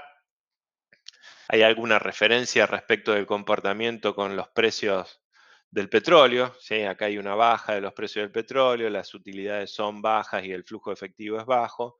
En algún momento el petróleo sube. Bueno, tiene un pico acá en el 2009. Esta es la crisis del 2009. Esta es una crisis sistemática que le pegó a todo. Esto no tiene que ver puntualmente con el petróleo, pero bueno, al año siguiente se recupera. La crisis ¿cómo es? De los bancos, la de la subprime. Hay una película incluso de eso. ¿Sí? ¿Se acuerdan de lo que estoy hablando? Sí, Ok. ¿Se escucha bien? Sí, profe, ahora sí. Ok, Yo había cortado un poquito. ok, bien. Bueno, decíamos, ¿qué afecta a la política de dividendos? Las restricciones, las vimos recién. Oportunidades de inversión, es decir, ¿tengo qué hacer con la plata? ¿Realmente me sirve retener la plata porque tengo oportunidades de inversión? Y ahí viene, bueno, si hay, y el tamaño obviamente de las oportunidades de inversión. Y por otro lado, la posibilidad de eh, manejar el tiempo de los proyectos, el inicio o poder retardar el inicio, poder demorar el inicio de los proyectos, de modo de no alterar la política. ¿Sí? Volvamos a este gráfico, independientemente de lo que veíamos cuando hace un minuto y medio. Si la empresa quiere mantener suave, este suave movimiento de los dividendos, y supongamos en el 2013 justo aparece una disrupción del tipo de esta tecnología que permite extraer petróleo incrustado en la piedra a través del fracking que mencionábamos recién, o algo disruptivo de similar característica.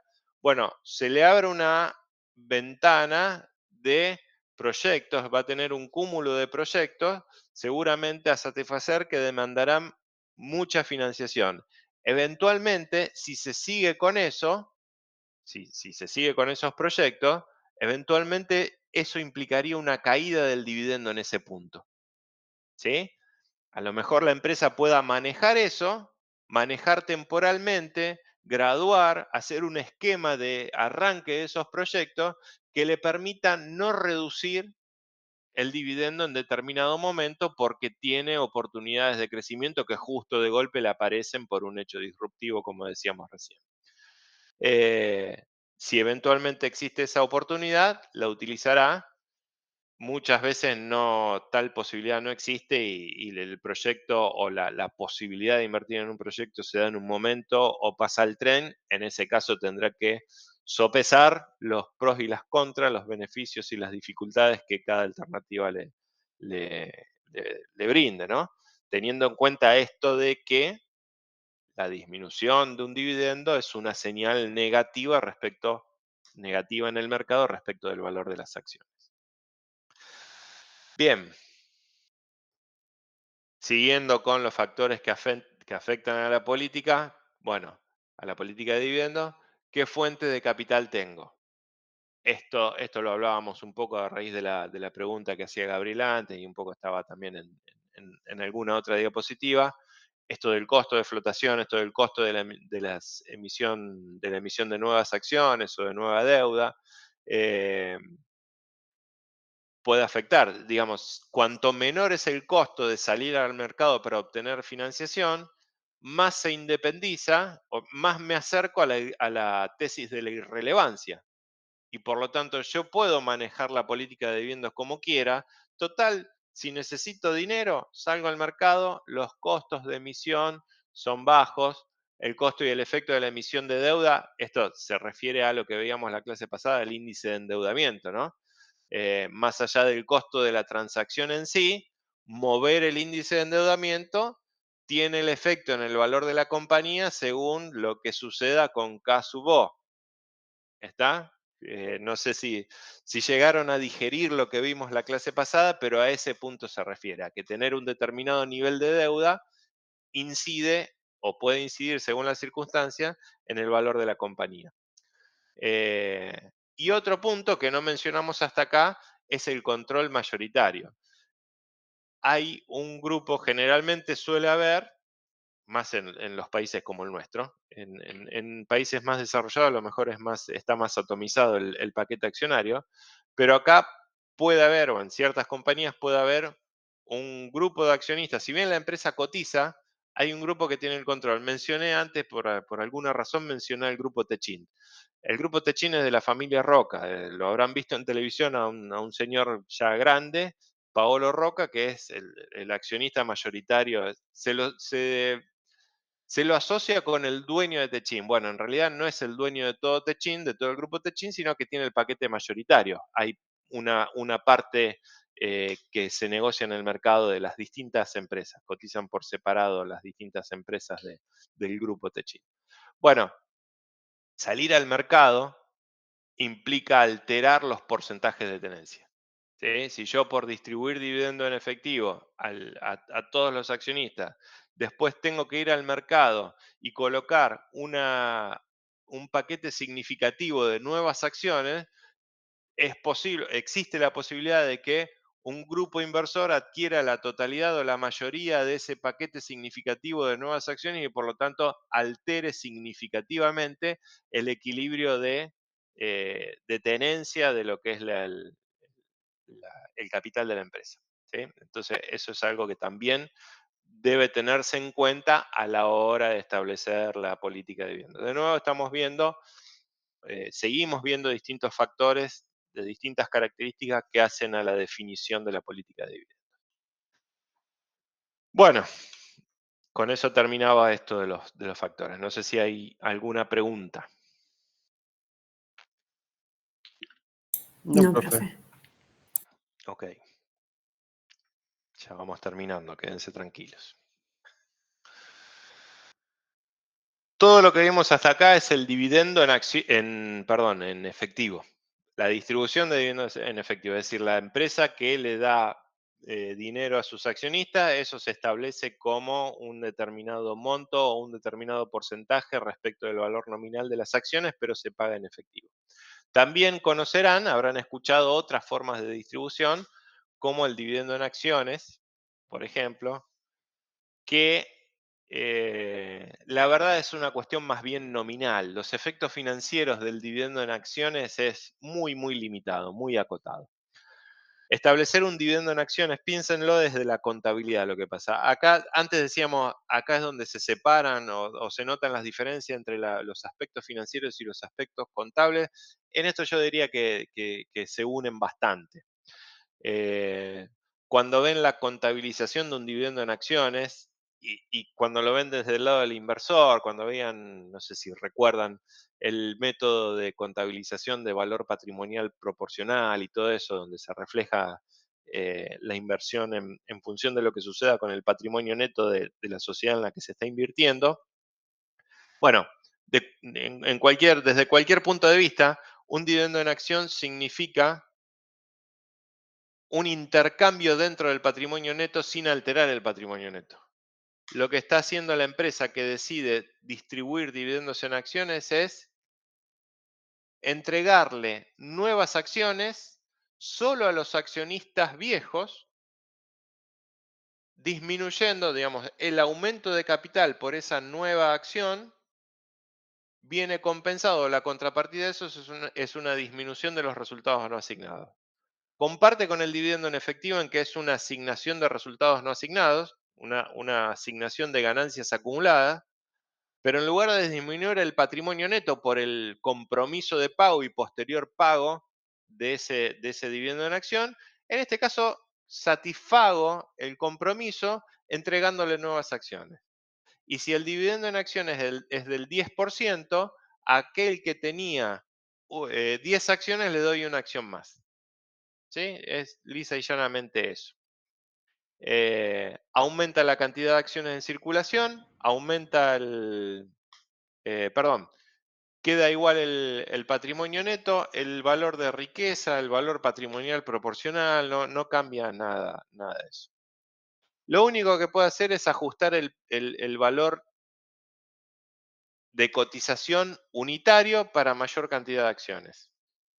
Si antes había 10 acciones para el total del patrimonio neto, ahora va a haber, y la distribución es del 10%, ahora va a haber 11 acciones para ese mismo patrimonio neto. Por lo tanto, el unitario, sea valor contable o sea valor del mercado, tomo el valor de la capitalización, digamos, de ese total, lo divido por la cantidad de acciones en circulación, me va a dar un importe unitario diferente, un importe unitario menor, por supuesto, porque estoy dividiendo por un número más grande, pero en definitiva, la tenencia es exactamente la misma, y la distribución es en proporción a la tenencia anterior, por lo tanto, ningún accionista se va a ver beneficiado o perjudicado, todos van a estar en igualdad de condiciones. Se puede realizar para ajustar ese valor, digamos, a consecuencia de ese efecto matemático que tiene de reducir el unitario, la empresa puede querer o puede tener un determinado objetivo de cotización. ¿Sí? Puede no querer que la cotización de la acción sea demasiado grande. Ha sucedido en el pasado que las empresas exitosas acumulan utilidades, distribuyen, bueno, con todo lo que sucede a lo largo de la vida de una empresa, y la cotización va aumentando en el largo plazo y termina teniendo un valor unitario tan grande que excluye la participación de los inversores minoritarios. A lo mejor hay un ahorrista minoritario, supongamos cada uno de nosotros, que quisiéramos comprar una acción de Apple, en su momento tuvo un valor muy alto la acción de Apple, eh, pero el valor era tan grande que no podíamos comprar una acción, ¿sí? Y no son divisibles, las acciones no son divisibles, ¿sí? Por lo tanto, con la distribución de dividendos en acciones, el valor de cotización va bajando sin alterar ningún otro factor y por lo tanto le da el acceso o posibilitaría el acceso a ciertos accionistas. ¿Sí? Se dice en el mercado que hay un determinado rango objetivo sobre el cual la mayoría de las acciones se transan. Existen por arriba y existen por abajo de ese rango, pero bueno, es algo sin demostración, pero bueno, que va de boca en boca, un conocimiento que se ha trasladado en el mercado. Y con efectos todavía más grandes, digamos, más abruptos, está la división de acciones. La división de acciones es directamente a lo que está en circulación. Acá no hay cambio en la composición en cuanto a que no es que asigno resultados no asignados para ponerlo en el capital. Directamente lo que estaba en el capital se correspondía con 100 acciones. Bueno, ahora las divido las acciones 2-1, por lo tanto ahora va a haber 200 acciones. En un solo acto lo que sucedió es que el valor de cada acción se dividió por 2.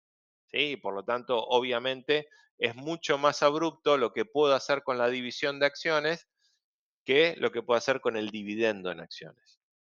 También lo ha hecho, esto es lo que ha hecho Apple en realidad, ha hecho una división de acciones, creo que hizo 3-1 hace 4 o 5 años. Por lo tanto, si estoy en lo cierto y fue 3-1, quiere decir que dividió al tercio lo que valía cada acción sin alterar ninguna otra cosa, sin alterar la riqueza de ningún accionista ni nada. Simplemente permitió que en el mercado la cotización fuera menor y por lo tanto ciertos accionistas, ciertos inversionistas o potenciales inversores minoristas puedan acceder a comprar esa acción que antes ni siquiera la miraban por lo exorbitante de su precio. Em, Paréntesis. Fíjense lo que, no sé si tienen al tanto, si están al tanto de la cotización del Bitcoin. Un Bitcoin tiene un precio exorbitante, no sé si es $70.000, $75.000, una cosa así.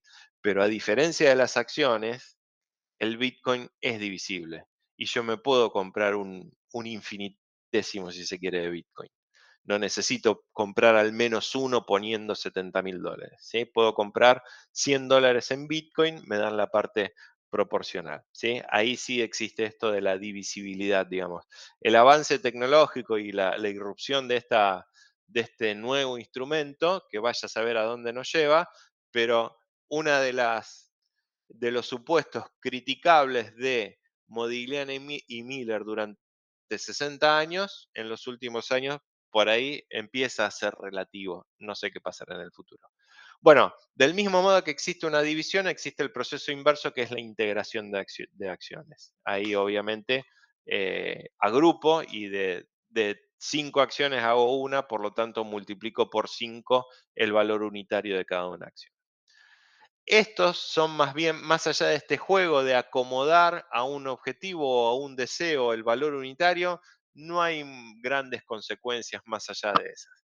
La que sí tiene consecuencias importantes, y es el último aspecto que vamos a ver en la clase de hoy, es la recompra de acciones.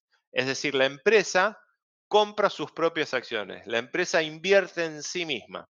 En realidad lo que hace desde cierto punto de vista, es un efecto similar a la distribución de dividendos, porque lo que hace es poner plata en el mercado, entregarle plata a sus accionistas, entregarle dinero a sus accionistas.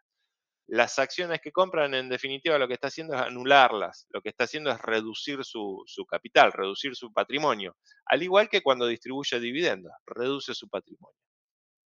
Y lo que tiene es que lo reduce porque dejan de estar en circulación, porque están en manos propias, pero en algún momento, en caso de necesitarlos, puede venderlas sin necesidad de incurrir en una emisión, en los costos de una emisión. Simplemente sale al mercado a vender las acciones que ya tiene.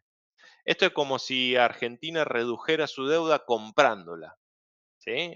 Y no sale, no emite nueva deuda, sino que vende la deuda que ya tiene, cosa que sucede. De hecho, sucede cuando, por ejemplo, ANSES tiene dentro de su cartera de activos parte de la deuda pública argentina. Bueno, le permite al gobierno en su conjunto jugar, y de hecho lo ha hecho, con operaciones de mercado saliendo para ajustar el contado con liquidación, el dólar MEP y demás.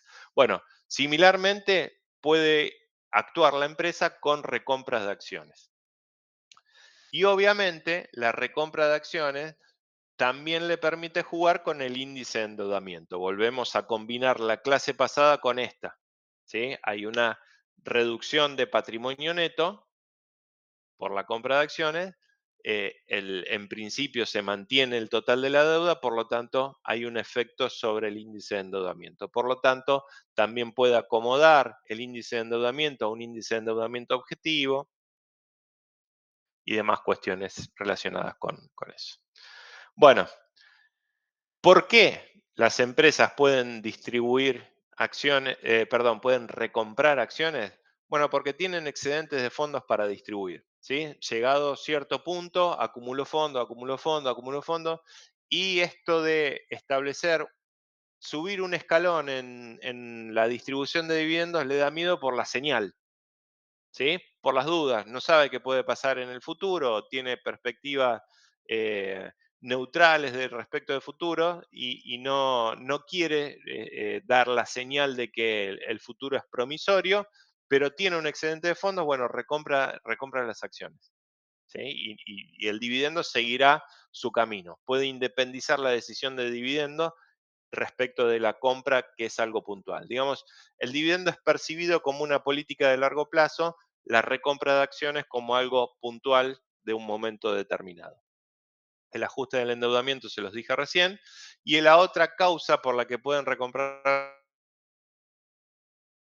las acciones, también un poco se los dije recién, acá hay una causa específica. Dentro de esa regulación de que, bueno, hoy compro y mantengo en cartera porque puedo llegar a necesitar el día de mañana alguna financiación y por lo tanto salgo a vender las acciones que tengo. Bueno, otra de esas causas, además de la necesidad de financiamiento, podría ser esta de que es habitual en empresas grandes, lo del cumplimiento de ejercicio de opciones de compra. Digamos, en ciertas empresas de cierto tamaño, retribuyen a la alta gerencia con opciones de compra sobre sus acciones. ¿Sí? Le dicen al gerente, a los gerentes, a los altos mandos, le dan una opción de compra. Le dicen, bueno, vos tenés derecho a comprar la opción que vimos hace 2 o 3 clases, ¿no? A determinado precio. Obviamente, llegado el vencimiento o durante el vencimiento, si es de tipo americana, si el precio es mayor que el costo, el gerente que recibió ese premio, ese beneficio, va a ejercerla.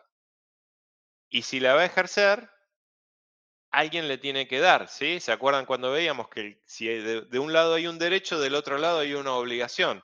Bueno, el que tiene la obligación es la empresa que le dio ese beneficio al empleado, que retribuyó al empleado con ese instrumento. Bueno, para satisfacer esa obligación, puede tener las acciones propias en cartera que habrá hecho con una recompra de acciones previas. ¿Queda claro acá? ¿Alguna pregunta hasta acá? Profe, Diga. también cuando es un caso similar, cuando la empresa te premia con la acción Sí. y te obliga a un periodo de tenencia de 2 años y después te libera para venderla. Ahí muchas veces tiene preferencia la empresa para comprarla. Ahí como que hace la recompra de la acción que te dio. Bueno, si en algún momento la empresa va a estar obligada a entregar la acción, ahí una forma es habiendo comprado sus acciones previamente, con lo cual hubo una recompra previa para satisfacerla. Y después, si está obligado, si tiene el derecho a recomprarla más adelante, sí, va a estar haciendo de nuevo una recompra, digamos. Sí.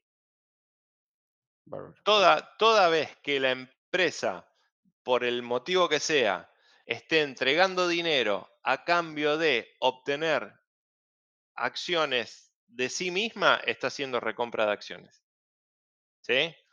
Esas acciones, más allá de la exposición contable, en general se netean del patrimonio neto. ¿Sí? Si fueran acciones de cualquier otra empresa, ¿qué tengo yo? O sea, pongo plata, tengo acredito caja y debito inversiones, acciones con cotización, lo que sea. Acá se da la particularidad de que esas acciones con cotización son de la propia empresa. ¿Sí? Entonces lo que va ahí, la cuenta que se acredita ahí es una partida regularizadora del patrimonio neto, en definitiva. ¿Sí? Regulariza al capital. Anula las acciones porque no están en circulación, y habrá por el ajuste de precio, habrá alguna especie de prima que esté operando ahí para cerrar los números, digamos, entre lo que puso y el valor nominal. ¿Está bien? Sí, profe. Me hiciste acordar de un punto que es el derecho de preferencia y esas cuestiones que,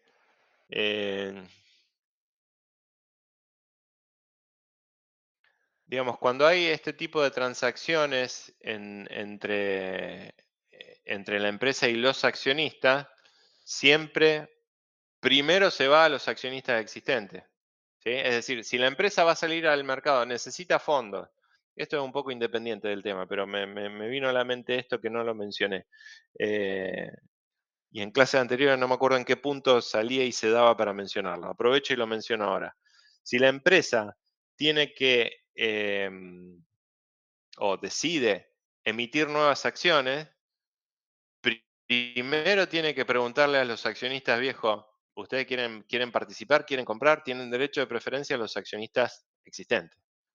Y si alguno dice, no, yo no quiero, yo paso, no tengo plata, no me interesa, el resto tienen derecho de acrecer. Por lo menos en la legislación argentina, me imagino que será una costumbre extendida.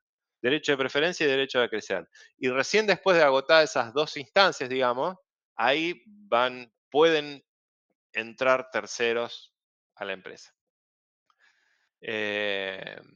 Bien. Bueno, ¿de qué forma va esto? ¿De qué forma se materializa la recompra de acciones? Puede haber diversas formas. Las tres más importantes son estas. Va al mercado, es decir, directamente, sin decir nada a nadie, participa o le ordena a un agente de bolsa comprar acciones. ¿Sí? Tiene una cuenta comitente en un agente y dice, bueno, quiero comprar mis propias acciones. Obviamente el volumen se supone que es significativo, por lo tanto no va a haber una compra, una única compra. Probablemente haya compras escalonadas para no alterar, porque una compra grande suele alterar el valor de mercado. Probablemente alerte y sea una señal para todo el mercado respecto de este comportamiento. Por lo tanto, es probable que la empresa escalone sucesivamente y distribuya a lo largo del tiempo en distintas operaciones para cumplir con un plan de recompra. En realidad lo que se habla en estos casos es de un plan de recompra de acciones y no una transacción específica para recomprar el 20% de las acciones en circulación. Obviamente no se da de esa manera. Eso sí va al mercado, ¿sí? Sin ninguna otra particularidad. Otra alternativa que tiene la empresa es llamar a una asamblea y decir, bueno, queremos comprar el 20%, creo que dije recién, de las acciones, lo abre ante la asamblea de accionistas, lo manifiesta, lo publica por los medios que corresponda. Esto está todo muy regulado, ¿sí? Hay organismos de control, la CNB en nuestro caso, la SEC se llama en Estados Unidos, eh, CNB es la Comisión Nacional de Valores, ¿no? Que establecen procedimientos de publicación, de publicidad y demás aspectos regulatorios en general para proteger a los inversionistas. Bueno, dicho esto, entonces la empresa puede establecerlo en una asamblea o en una publicación donde advierte a sus accionistas que quiere comprar sus propias acciones. Si hay alguien que está dispuesto a hacerlo o que está dispuesto a comprar el 20% de las acciones a tal precio, quiénes están dispuestos de sus accionistas a vender y cuánto, y bueno, habrá algún mecanismo por las diferencias, por los desfasajes, para equiparar, ¿no? Bueno, obviamente si las ofertas que recibe son mayores a lo que desea comprar, ahí habrá algún reparto proporcional de las cuestiones. Obviamente si las ofertas no alcanzan, habrá que buscar alguna alternativa para completarlo o dejarlo ahí. Quería el 20, pero cubrió el 16, listo, nos quedamos con la recompra del 16% y listo. Y la otra, más delicada respecto de esto de la regulación prudencial y de la intervención de los órganos de control, es la negociación directa. Es decir, que supongamos, volvamos a traerlo a Paolo Roca y al grupo Techín, que haya una negociación particular y que el mismo grupo venda a la empresa esas acciones. Eventualmente puede estar perjudicando por operaciones de este tipo al resto de los accionistas. Ahí es donde este tipo de operación se torna más delicada y está más regulada. Y no digo que está prohibida, pero bueno, hay que tener más recaudos, sobre todo legales, a la hora de iniciar este tipo de operación. Bien, ¿por qué las recompras de acciones y no versus los dividendos? Bueno, la recompra de acciones puede verse como una señal positiva. Desde este punto de vista, ahí dice entre paréntesis acciones subvaluadas. Si la empresa compra es porque la empresa cree que está comprando a buen precio, es decir, no va a comprar la empresa sus propias acciones sabiendo que están sobrevaluadas. Por lo tanto, si efectiviza un plan de recompra de acciones, es porque las perspectivas futuras son buenas, es porque estima que el mercado todavía no capturó cierta información respecto de esas perspectivas y por lo tanto es un buen momento para financiar, para realizar una operación de este tipo. Em, Preferencia de los accionistas.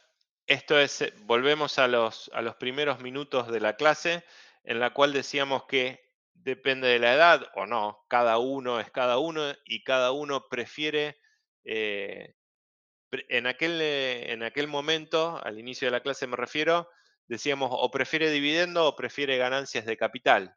Bueno, supongamos aún estando por ese efecto clientela, somos de los que eh, preferimos, estamos en una empresa que distribuye dividendos. Bueno, pero no todos los accionistas quieren lo mismo, ¿sí? El ejemplo que veíamos que reparte dos, que quiero tres, pero a mí me gustan cuatro, etcétera, etcétera. Bueno, la recompra de acciones lo que permite es darle a cada uno lo que quiere o mejorar esa situación. Un dividendo es homogéneo y el mismo para todos, para todas las acciones y por lo tanto cada uno en función de lo que tiene recibe a proporción. La oferta de recompra de acciones, hay quien puede decir yo sí y quien puede decir yo no y por lo tanto es una pauta que permite o es un instrumento que permite acomodar esas preferencias. Tratamiento impositivo favorable versus el dividendo. Dijimos antes, en general los dividendos suelen ser castigados desde el punto de vista tributario. La recompra de acciones no necesariamente, suele tener un tratamiento más benigno. Ajusta la cantidad en circulación, esto lo vimos, la cantidad y el índice de endeudamiento, la estructura de capital, que es el punto que está acá. Eh, Alternativa al dividendo extraordinario, esto dijimos que por esta cuestión de los altibajos y las señales, hay una posibilidad era establecer un dividendo ordinario bajo y cuando me sobra un dividendo extraordinario, bueno, en lugar de un dividendo extraordinario puede llamarse recompra de acciones. Ese dividendo extraordinario puede reemplazarse, no tiene los mismos efectos, pero puede reemplazarse por una recompra de acciones. El cambio en la estructura de capital ya lo dije. Y el ejercicio de opciones sin costo de emisión también es lo que veíamos cuando hablábamos de las opciones a los empleados, de esta forma de retribución, de bonus o como quieran verlo a la alta gerencia. Bueno, tengo en mi cartera ya las acciones con las que puedo afrontar la, esa obligación. Y hasta acá llegó la materia. ¿Alguna pregunta?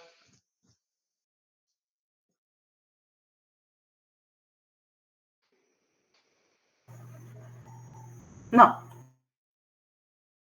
Bueno, No, profe. No, profe, de esta parte todo bien. bueno. Sí, es un tema que no tiene grandes complejidades, creo yo. Bueno, bien, entonces quedamos para una clase extra el miércoles 20 de noviembre a las 18 horas. Yo lo voy a estar publicando en el campus, en las comunicaciones. Y bueno, cualquier cosa me preguntan. Alguien mencionó por ahí que no sabía si estaba mi correo. Hay una sección en el campus donde están todos los docentes y está el correo electrónico oficial, llamémosle el de la facultad, de todos los docentes. De todas formas, yo soy Gonzalo Calenta, mi correo electrónico es gonzalo.calenta@fscom.unr.edu.ar. Cualquier cosa durante esta semana donde van a estar definiendo cuestiones del trabajo. Por ahí es más recomendable, si son cuestiones del trabajo, ir al tutor, Pero bueno, yo quedo a disposición de lo que necesiten. ¿Sí? Que tengan buen fin de Buenísimo, profe, semana y gracias. nos veremos la próxima. Gracias. Gracias, profe. Buenísimo, profe. Nos vemos el 20. Nos vemos. Gracias. Chau. Chau. Buen fin de... Gracias. Adiós.